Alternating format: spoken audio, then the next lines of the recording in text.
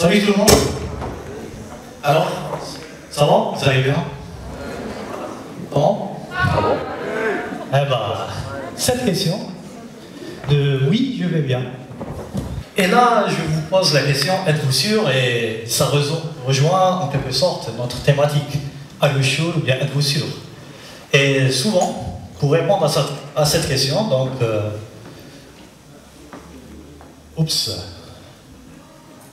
il y a un doute qui s'installe. Est-ce que je suis sûr réellement que je vais bien? Et là, la réponse que je vais dire, oui, je vais bien, parce que je vais éviter le pourquoi, souvent, ou bien oui, je suis sûr que je vais bien. Mais souvent, cette question, nous la rencontrons assez souvent dans nos jours. Dès le matin, quand on se réveille, et jusqu'à la fin de notre journée, et surtout avec l'avènement de la technologie, surtout l'informatique, la question se pose assez souvent. Êtes-vous sûr de vouloir supprimer ce fichier? Êtes-vous sûr de vouloir copier ceci, cela? Mais aussi avec les gens qui sont sur Unix, vous êtes des polytechniciens, donc j'imagine que vous travaillez avec des langages de programmation, par la suite MATLAB et j'en passe. Donc est-ce que je suis sûr de faire cette modélisation, celle-là? Alors, même en musique, notre ami Willie Nelson a bien écrit toute une chanson sur Êtes-vous sûr?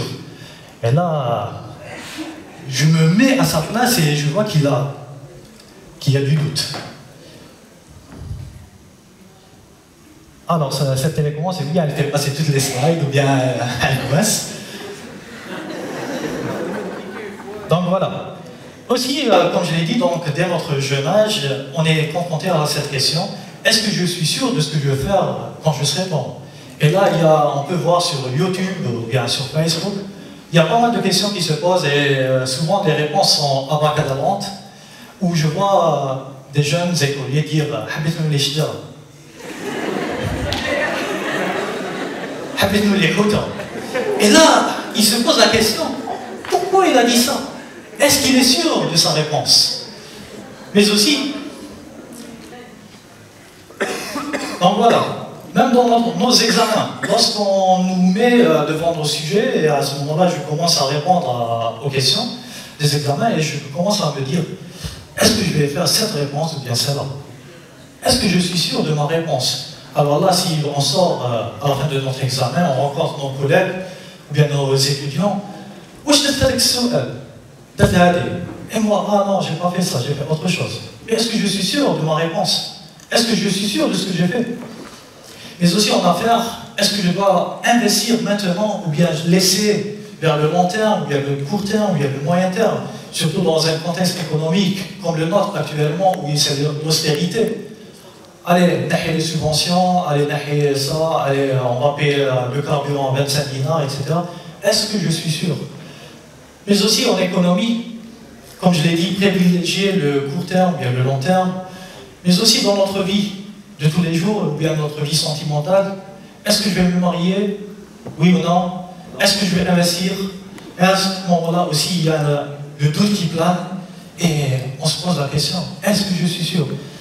Mais aussi, comme je l'ai dit, le doute s'installe, et là, la science, ou bien la théorie, mais aussi la vie de tous les jours, elle nous pousse à être devant une intersection, ou bien un schéma, ou bien un chemin en Y. Je viens, je circule, et j'arrive. Qu'est-ce que je vais prendre? À droite ou bien à gauche? Donc, dans la vie, il est important de se mettre sur rail et être la locomotive de son succès. Et à ce moment-là, on doit se poser la question, est-ce que je suis sûr de vouloir réussir? Ah, cette question mérite d'être posée. Parce que souvent, on a peur de l'échec. On va dire, oui, d'accord, je vais investir aujourd'hui, ou bien oui, d'accord, je vais me lancer dans un projet. Et d'ailleurs, vous-même, vous serez amené à manager des projets. Et à ce moment-là, je vais me poser la question, vais-je me lancer ou pas? Pourquoi ce doute? Parce que j'ai peur. Et comme je vous ai dit, l'idée est de se mettre sur rail et être la locomotive de son propre succès. Aujourd'hui, il est vrai, le contexte actuel, tout là, les banques, d'ailleurs ce matin j'ai rencontré une personne qui travaille dans les banques et on a longuement discuté sur ça, les banques qui ne financent pas les projets, des startups et j'en passe. Mais je vous dis que avec de la détermination et avec le bon vouloir, on peut arriver. D'ailleurs, dans ce sens, il faut éviter le mot échec. Parce que réellement, l'échec n'existe pas. Et le meilleur exemple que nous avons eu, c'est, vous le connaissez? Oui, merci. Thomas Edison.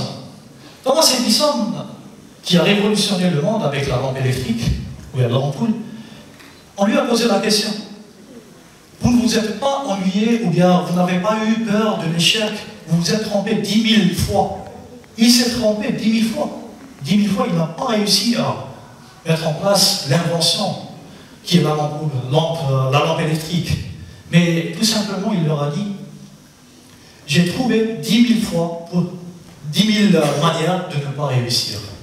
Et dans ce sens, je vous dis que, actuellement, dans votre vie de tous les jours, vous n'avez pas d'autre choix, mais vous n'avez que deux choix. C'est réussir ou bien réussir. C'est ça ce que je vous pousse à faire. Dans votre vie de tous les jours, je vous invite à réussir ou bien réussir. C'est vrai, le matin, on se lève comme ça, on est en plein embouteillage, tout à l'heure, en plein rond-point, etc. L'autre mec qui passe par là, l'autre par là, parfois pas en haut, parfois en bas, et on se pose la question, comment je vais passer? Mais je vous dis que vous avez les ingrédients de réussir, parce que vous êtes des futurs ingénieurs, et dans le mot ingénieur, il y a le mot génie.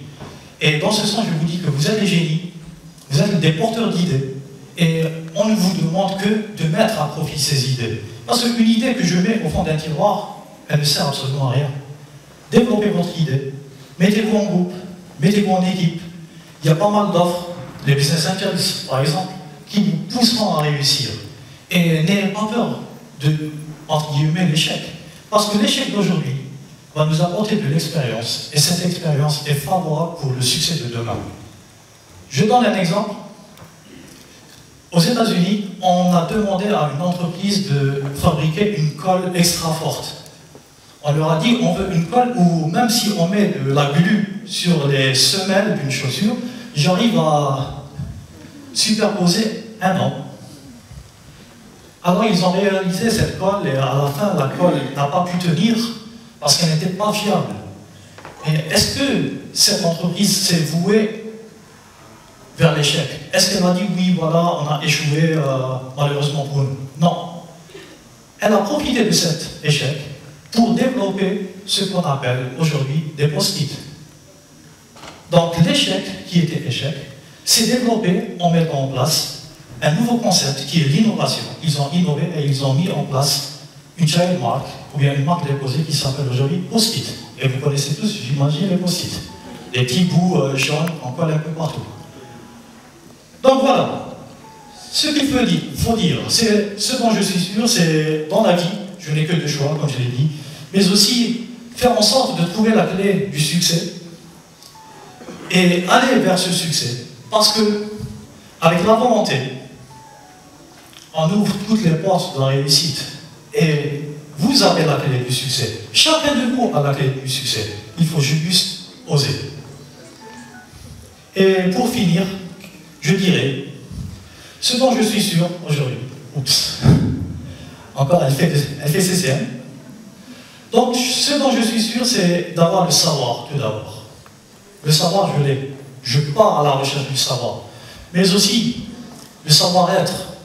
Je marche, je circule et j'ai le savoir-être. Mais aussi, le savoir-faire. Pourquoi ceci? Pourquoi cela? Comment arriver à faire ceci ou bien cela? Comment on arrive à résoudre une équation différentielle, etc., premier, deuxième degré, et j'en passe. Mais aussi, apprendre à apprendre. Ça, c'est très important, parce que je vois, il y a des étudiants comme ça, il a sa licence, ou bien je ne sais quoi, on va dire, oui, c'est bon, et tout, c'est bon, j'en ai marre.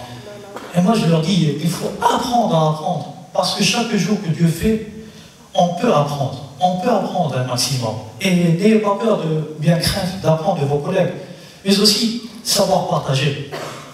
Et croyez-moi que la science sans conscience n'est que ruine de l'âme. Donc je vous invite et je vous pousse à partager votre savoir.